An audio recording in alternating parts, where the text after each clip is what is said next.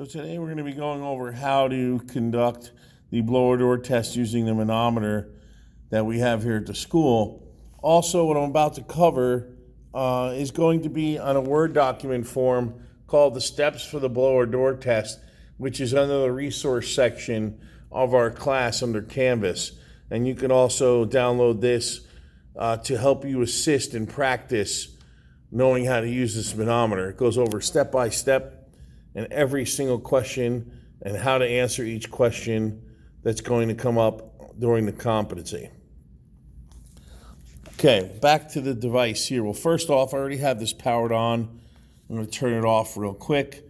So the first thing you're going to need to do is you're going to have to power up the manometer. The button's down here at the bottom. This is a touchscreen manometer. So once it loads up, I already have this messed up. This is the way you guys will see it. It'll be messed up, and you have to provide all the information onto the manometer. Excuse me. You will not have to worry about the Pascal reading, which is here. You have to be able to set this up, the drawing up, or excuse me, I should say the device up, and how many cups. And you also have to do a baseline. Now, at this moment, with the manometer and the way it is, we have two options. We can either set the baseline now, or we can set the manometer up. I am going to go ahead and go baseline first and then set the manometer up. So I'm going to go down here to settings. Then I'm going to come in, and at the top, if you look, it says baseline, none taken. So I'm going to come in there. I'm going to hit that. Oops, I hit the wrong one. Cancel. Baseline. And you see there it says capture baseline or clear baseline. We want to hit capture baseline. And now it's counting down. If you look here, duration 4 seconds, 5 seconds. We want to wait a minimum of 10 to 15 seconds before we end our capture. So we're at 13 seconds. I'm going to end capture. And at this point, you can see up at the top, the baseline is acquired. And now I'm going to go down here to the down arrow and go back one time and then a second time to get back to the main screen. And now up at the top, we can actually see the baseline is obtained. PA with negative 0.01 baseline. So that's how the proctor, myself, or Mr. Holland, is going to know if you did your baseline or not. Now, when you do this baseline on the actual blower door, you have to make sure all the cups are in place. All the cups must be in place to do a baseline. If you do not have them in, we will let you know that, or stop you and tell you, are you forgetting something? Did you forget to do something? And that's our indication to you guys that you might have messed up and you might want to take a look at what you're doing. After you're done capturing your baseline, now you're going to set up the manometer. So we're going to go back in here and click the picture. And we want to go back and hit change device. And we want to pick the one that says 1000. Okay, and then we want to pick the one that says C4. Now look very closely here.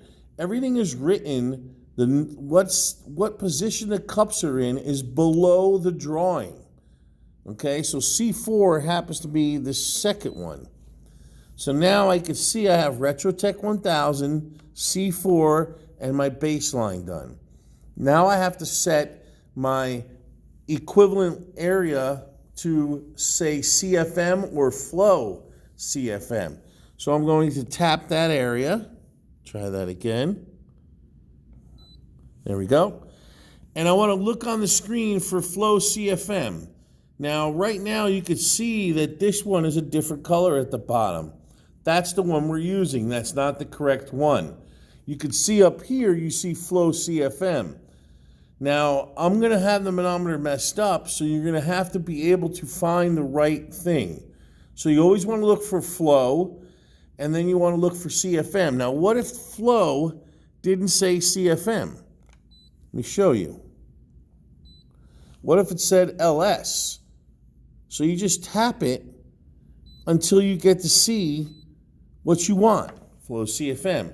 What if you came onto a screen down here that didn't even have the word flow? Well, right down in the bottom right-hand corner, you see a dot, dot, dot. If you hit that, that changes the screen to different options.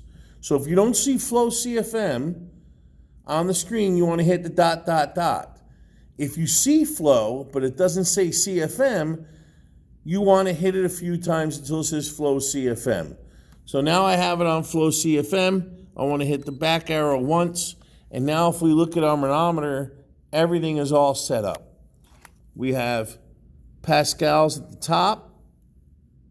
We have float, we have CFM, and we have Retrotech 1000. C4 is our cup configuration.